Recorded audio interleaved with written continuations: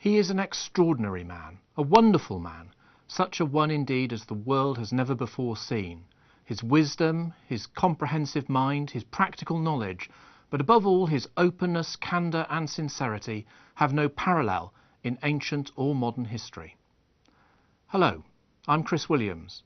With my Swansea University colleague Professor Noel Thompson, I'm co-editor of this volume of essays, Owen and His Legacy, published by the University of Wales Press. The words I was just quoting are those of William Pelham, an American follower of Robert Owen, writing in 1826. Robert Owen was born, the sixth child of seven, into an ordinary family in the small textile town of Newtown, Montgomeryshire, here in Wales, in 1771. He was a precocious child, sporty, keen on dancing and music, an avid reader with a strong interest in religion. By the time he was 8, he was a schoolmaster's assistant and writing his own sermons. When he was 10, he was making his own way in the world, working in Stamford, in Lincolnshire and in London as a draper's apprentice. By his early 20s, he was managing a Manchester cotton mill and joining the intellectual debates of the town's literary and philosophical society. A successful young businessman, in 1799 Owen married Caroline Dale, daughter of David Dale, owner of the New Lanark cotton mills in Scotland, and at the beginning of the 19th century Owen took over the mills, increasing productivity and profits, while at the same time bringing in his own brand of paternalistic and enlightened management. He introduced silent monitors, coloured black, blue, yellow and white, by which employees' conduct would be recorded. He made sure that workers' houses were more hygienic. He provided free medical care and also introduced accident and illness insurance. The working day was reduced in length, and even when orders lapsed, Owen kept paying his workforce. In 1816 he built a remarkable school, the Institution for the Formation of Character.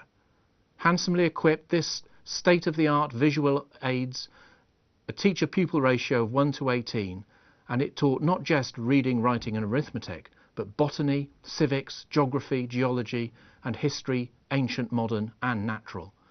The children were taken out on visits and field trips, there was music, singing and dancing, corporal punishment was abolished, and a pupil at New Lanark later testified that Robert Owen was the cause from which I learned to think and act. People came to New Lanark from all over Britain, Europe and America to wonder at both the school and the mills. New Lanark was just the beginning of Owen's campaigns. He tried to bring down the length of the working day. He tried to make it illegal to employ children under the age of 10 in factories. He was an advocate of international arbitration. He was opposed to nations and nationalism. He developed a critique of capitalist political economy. He preferred instead the ethics of what he called the new moral world. And he believed that he could solve poverty by establishing self-sufficient communities. In the 1820s, he spent 4/5 of his considerable fortune on such a community at New Harmony in Indiana. That failed, as did a later Owenite community at Queenwood in Hampshire, but by the beginning of the 1830s, thousands of Owen's followers were establishing producer cooperatives, labour exchanges and joining the Grand National Consolidated Trades Union, of which Owen was Grand Master. The GNCTU famously collapsed in the face of the hostility of employers and legal prosecutions such as those of Dorset's Toll Puddle martyrs. But Owen was undefeated. He established the Rational Society, which had 50,000 supporters. It had its own newspaper, buildings, and with Owen as its social father, its own baptisms, marriages and funerals. Only at the end of the 1840s, when he was in his 70s and his funds were exhausted, did Owen slow down. He died in October 1858, a few metres from his birthplace, back in Newtown in mid-Wales.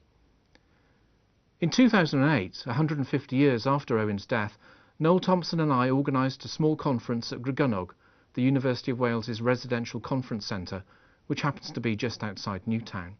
And this book is a selection of the very best of the papers given on that occasion. Professor Ian Donachie, the biographer of Robert Owen, considers his enduring reputation. Professor Greg Cleese evaluates Owen's contribution to socialist thought in Britain.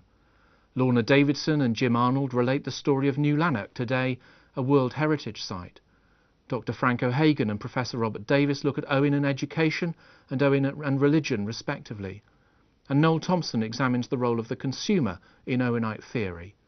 Dr. Maggie Escott assesses Owen as a politician, Dr. Ben Moore reviews the place of class in Owen's thought and practice, and Geoffrey Powell looks at his philosophy. Professor Malcolm Chase examines Thomas Powell, a disciple of Owen, also born in Newtown, who attempted to establish an Owenite colony in Trinidad. And Stephen Yeo asks, what can we today learn from Owen? Finally, I look at Owen's ambiguous relationship with Wales in his lifetime and since. If you go to Kensal Green Cemetery in London, you will find a memorial to Robert Owen, erected 21 years after his death in 1879. And on that memorial is this inscription: "He originated and organised infant schools. He secured a reduction of the hours of labour for women and children in factories. He was a liberal supporter of the earliest efforts to obtain national education. He laboured to promote international arbitration. He taught men to aspire to a higher social state by reconciling the interests of capital and labour. He spent his life and a large fortune in seeking to improve his fellow men by giving them education, self-reliance and moral worth. His life was sanctified by human affection and lofty effort." The wide range of Owen's contribution captured in those words is precisely what makes it difficult for a single scholar to master every dimension of his life and significance. The last edited volume, seeking to investigate the diverse aspects of Owen's life, appeared in 1971, celebrating the bicentenary of his birth.